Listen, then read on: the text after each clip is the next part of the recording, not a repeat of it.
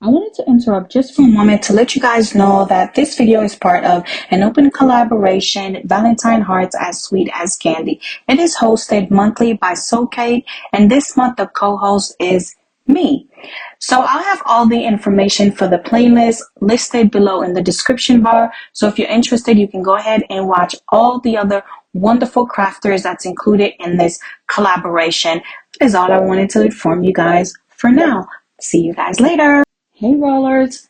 All right, Valentine's Day is upon us, but let's talk about color schemes. I know everybody decorates with the standard red, pink, pastel colors for your conversation hearts, but not everybody wants all the colors, all the things. Me, I love red. It is my favorite color, but I find that sometimes it is just a little overpowering, a little too much. Now, the question of the day is, do you have to decorate with all that red, all the pink, all the pastels, all the things?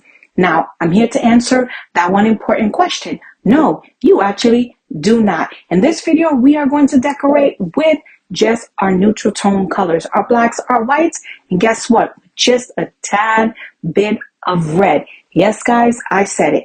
You do not have to decorate with all that standard Valentine's Day colors. Now, we're going to go ahead and roll into this video because guess what? I know it. That is exactly what you clicked on here to see. So let's roll right into it. My table saw because for this one, it's a steak that I had found at Target a couple years ago, and I'm sorry that it doesn't show exactly what I was doing, but I was actually cutting off the steak point edge to it. That's all I was doing here, so I think I show it at the end of the video or at the end of this part of this one, and I realized that I didn't hit the play button, and so I re-recorded this, and so I think that there you go. See that I cut it right there, and then let's head back to the craft room. So I just decided that I was gonna do kind of like when we do for Halloween, when we show little points, arrows going from one area to the next. That's what this is going to be. So I just went ahead, cut out some pieces of little, I guess what you would call pointing areas for design for, I don't know, emotions type things. I don't know what I'm going to call it, but each cut was just directional arrows. That's what we're gonna call it, directional arrows to different things. So I just went on here and just cut that off, and we're just gonna lay that down onto our arrows on here. And I didn't do anything else on there. I just did black and white, and that's what it says. Just like I said in the introduction, this is what's going to be very neutral theme. I didn't want to use red. I don't do Valentine's Day very often or much at all, so I wanted to keep this very neutral, very simple, nothing to it. Red can be very overpowering as it is, even though it's my favorite color. And then when I did this one, actually I realized that one of them I cut wrong, so I had to go back and recut it.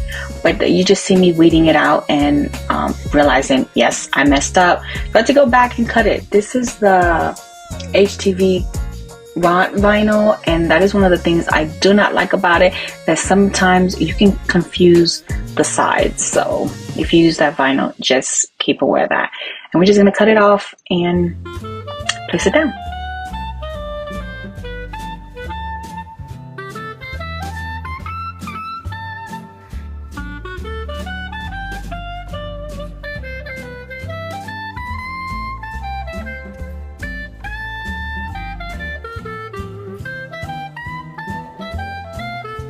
And now I'm trying to figure out which order do I want everything.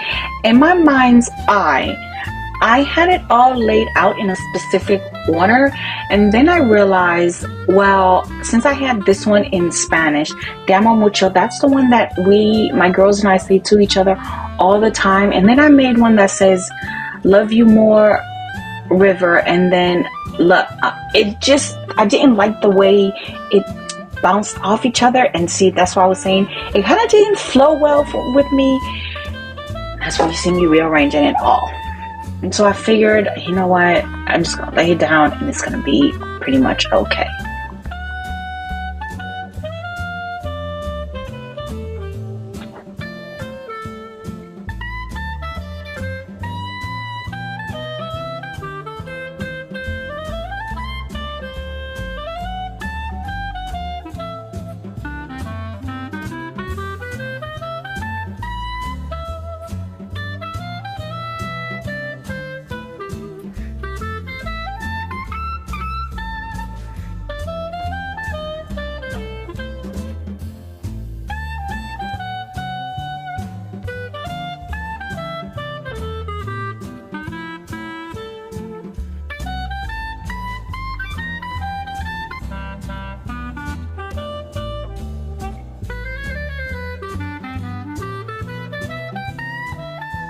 let me go ahead and remind you guys that after you finish watching this video, go ahead and click on the description bar to watch all the other wonderful collaborators in this playlist.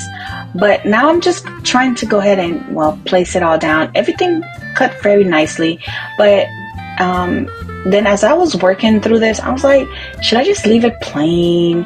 Do I want to add anything else to it? So I was like, yeah, I think I am. So this was just me and my thought process moving forward. But let's see how it works out as I lay this down. Of course, you guys can see I don't lay anything down straight, but hey, it's gonna be okay. And so here we go. I thought I was done, but then here's what I was looking at, and I was like, it looks kind of boring. So let's see. I went and grabbed some, looking through my paint stash, grabbed my little pea pad, and was like, well, nope, let's add some brush paint on here. This is just dry brushing on here. Just grab some, what is this brush called? I don't even remember what it's called. It's just a paintbrush. Actually, I got this one from the Dollar Tree, and just sort of dry brushing on there. Just grab some paint, take as much of it off, and just do it until your eye is happy.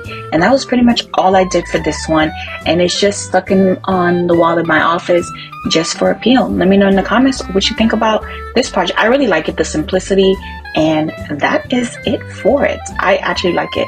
So moving on to the next DIY, I got this is the piece from the Dollar Tree, the clip, what is this, the clothes hanger thing.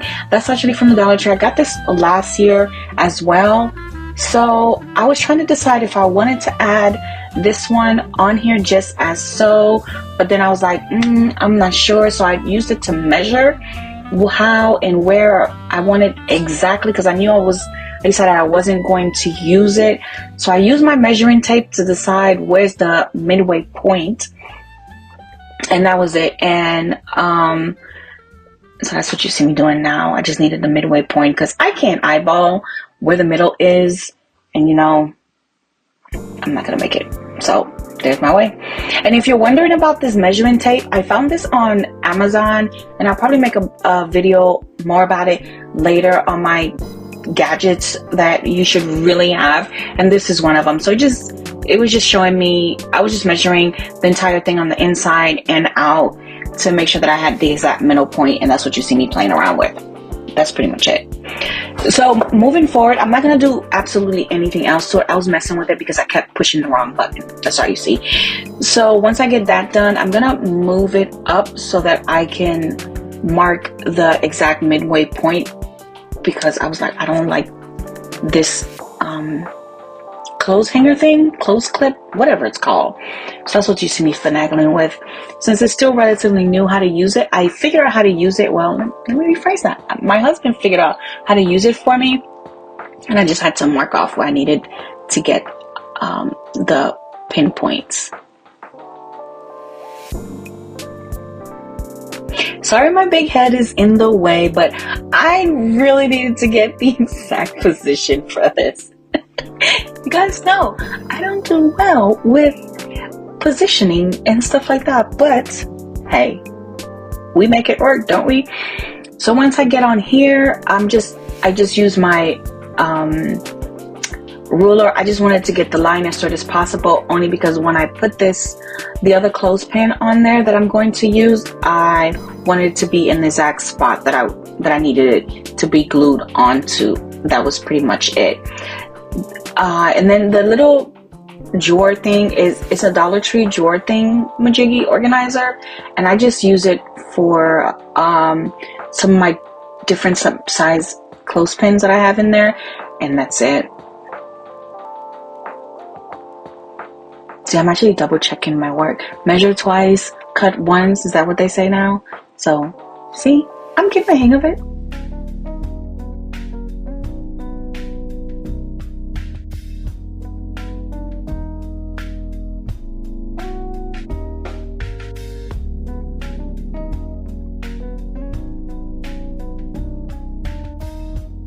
Alright, enough playing with that.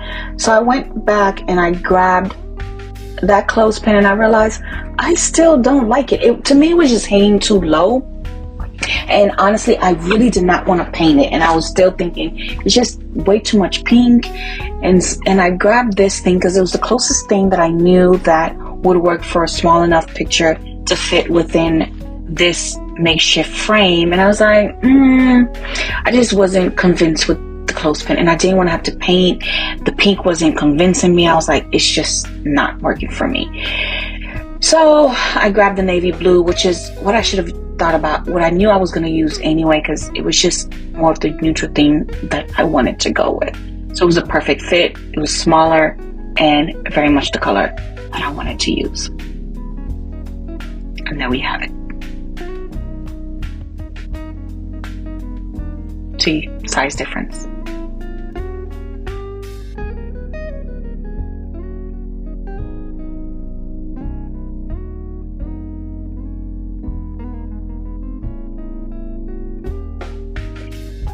So this glue is another new item that I found at Joann's. If you guys are interested, I just liked it because I'm always getting the tips of my super glues and gel glues and all kinds of glues really dry. So I wanted to try this one, and you just push the little orange thing and whatever you need just comes out, and then you just flip it back on and it's done.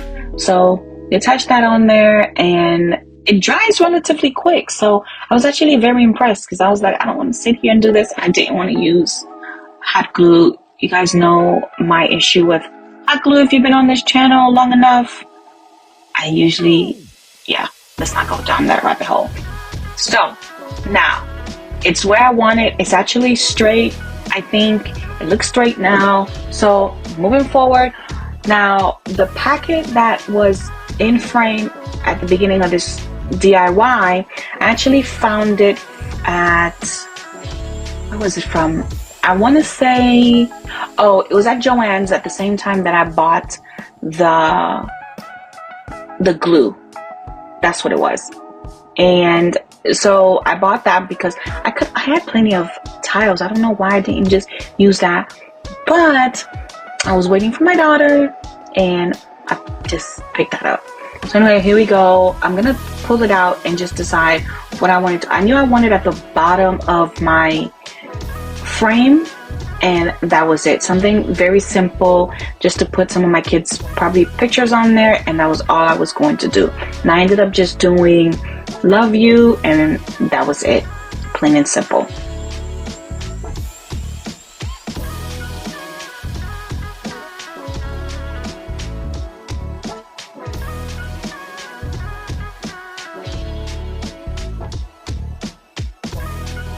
I was looking at the back of it because I realized that when you pull it off of there, they actually do come with a sticky backing, and oh my gosh, those things are real sticky. But you have to be careful on how you peel it off from the backing. So I was trying to grab my tweezers to make it just a little bit easier for me to be able to peel it off and keep the backing that it comes with, as well as place it down. And that's all it was, because I grabbed the glue thinking, well, it's just stuck on there long enough on the clear backing to put it, and that was it. But yeah, it's sticky, very, very sticky on there. So I changed my mind. I didn't want to use the O, decided on this heart, and yeah, I'll let you guys enjoy the rest of this one.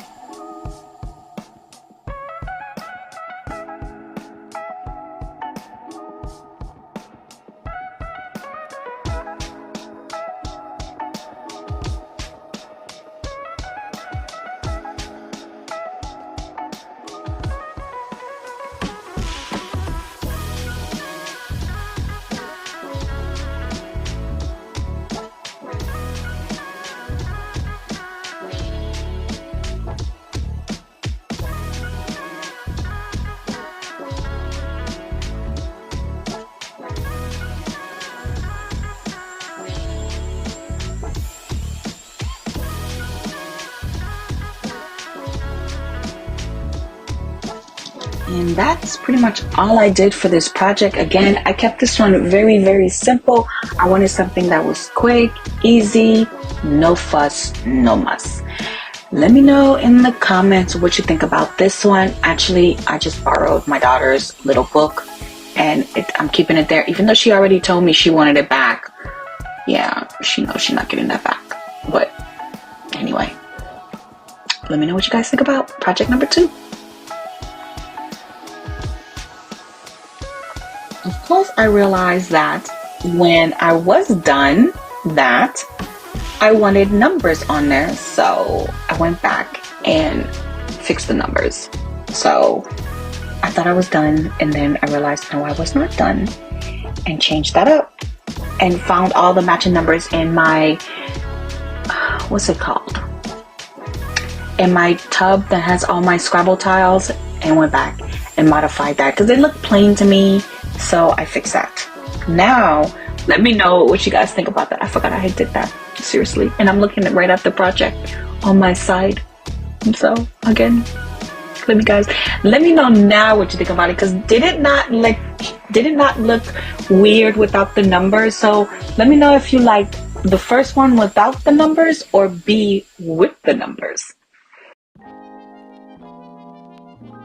Alright, let's start this next project. The base for this is actually also from the Dollar Tree. The XOs, I did get those from Joann's when I got the tile and the glue. And for this, I already painted everything ahead of time. I painted them black and white, as you can tell, and I pre-positioned everything and just did everything ahead of time off screen, because you guys know my layout can be a little wonky. So that's what I did, and you guys already know how to do this anyway, so I bore you guys with all the lovely details. And then part of the reason is also I was kind of deterred on trying to figure out if I wanted to just do 2 X's and 2 O's, but it looked weird with the length of this board, so that's what we went with, 3 of 3. So I also realized that I did want just a teensy bit of red, and I also ended up cutting that, and I did also brush some white on, dry brush a little bit of the white on there with just some of the extra paint that I had on my brush already, because the black was looking a little too stark. Is that the word for the black when it's just so, yeah, it was looking a little too much. So that's why I went ahead and covered that up. I'm sorry if it's a little bit off camera, but I'll bring it down here in a minute. So just grab some of the paint, put it on the brush, and I'm sure you guys know how to dry brush. I don't need to give you all the details, right? So I took the backing off because I'm going to use it as I'm not going to hang it, so that's why I did that. So here we go, moving on to the project. And then I realized since I took the hanging thing off, I just have my jute twine wrap in this container, and I was struggling with it. For some reason, it always gives me a headache. So I decided to see if I wanted to wrap some jute twine on the side. So I did. I was like, yeah, I kind of like that idea. So of course I had to grab my fabulous glue gun, and I pulled out the Cricut one because I haven't used it in a while, and I was like, well, let me see, do I want to use it? And so I was like, oh well, I might as well. So here we go, using that one. And of course it had to give me problems because it didn't want to, yeah, never mind.